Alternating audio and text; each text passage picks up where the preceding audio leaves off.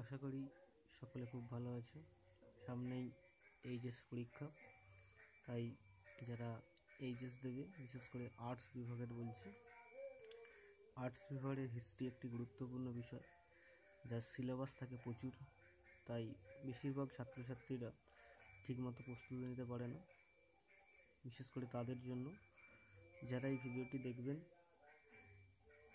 আপনারা যদি আপনাদের কোনো ভাই বোন বা পাশের কেউ এইচএস পরীক্ষার্থী থাকে, তাহলে অবশ্যই তাদেরকে এটা দেবেন। আশা করি কাজে লাগবে। স্টাডি পয়েন্টের পক্ষ থেকে বিপ্লব মণ্ডল এটি তৈরি করেছে। 10 বছরের অভিজ্ঞতা সম্পন্ন, 10 বছর ধরে এই টিউশনে রয়েছে। তার অভিজ্ঞতার মাধ্যমে সকলকে শেয়ার করছি, যাতে এইচএসে সকলের ভালো রেজাল্ট হয়। তো চলে আসি এবছরে 2017 ইতিহাসে গুরুত্বপূর্ণ কিছু প্রশ্ন। প্রথম প্রশ্ন, ইতিহাস রচনায় স্মৃতিকথার গুরুত্ব কী? পেশাদারী শাখা হিসাবে ইতিহাসের গুরুত্ব লেখো। 2 নম্বর প্রশ্ন, মিথ বা লিজেন্ড বলতে কী বোঝো? অতীত বিষয়ে মানুষের ধারণাকে এরা কিভাবে রূপদান করে? 3 নম্বর প্রশ্ন, উপনিবেশবাদ ও সাম্রাজ্যবাদ বিষয়ে হবসন লেনিনের তত্ত্বটি আলোচনা করো। 4 নম্বর প্রশ্ন, মার্কেলটয়েন মূলধন কী? ইহার বৈশিষ্ট্য লেখো। 5 নম্বর প্রশ্ন, ক্যান্টন বাণিজ্যের প্রধান বৈশিষ্ট্য কী? এই বাণিজ্যের কেন অবসান হয়েছিল? 6 নম্বর প্রশ্ন, সমাজ সংস্কারক হিসাবে রামমোহন রায়ের অবদান আলোচনা করো। এবং 7 নম্বর প্রশ্ন, ইয়ং বেঙ্গল কী? ইয়ং বেঙ্গল আন্দোলনের গুরুত্ব বা এদের সমাজে কী অবদান ছিল? অন্যভাবে যদি আসে যে ইয়ং বেঙ্গল কী বা ইয়ং বেঙ্গল বলতে কী বোঝো?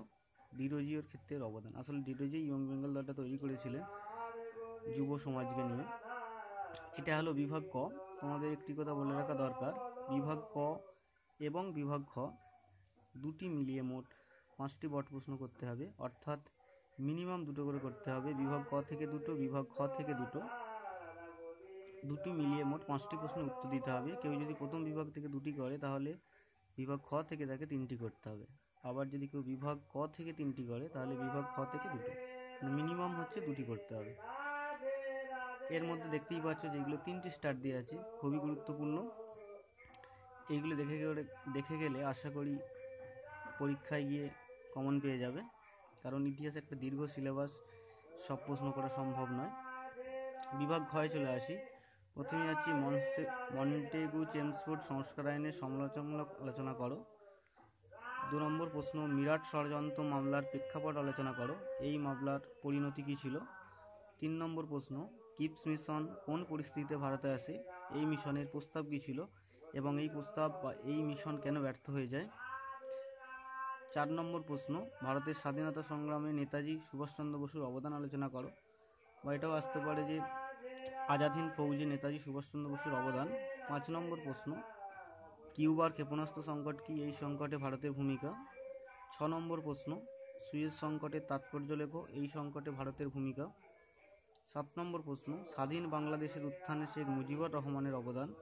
এবং 8তম প্রশ্ন, পঞ্চবার্ষিকী পরিকল্পনার পটভূমি ব্যাখ্যা করো। প্রথম পঞ্চবার্ষিকী পরিকল্পনার মূল্যায়ন করো। অর্থাৎ এই প্রশ্নগুলো ভালো করে দেখে গেলে আশা করি 5টা প্রশ্নেরই সঠিক উত্তর দিতে পারবে এবং 5টি প্রশ্ন কমন পেয়ে যাবে।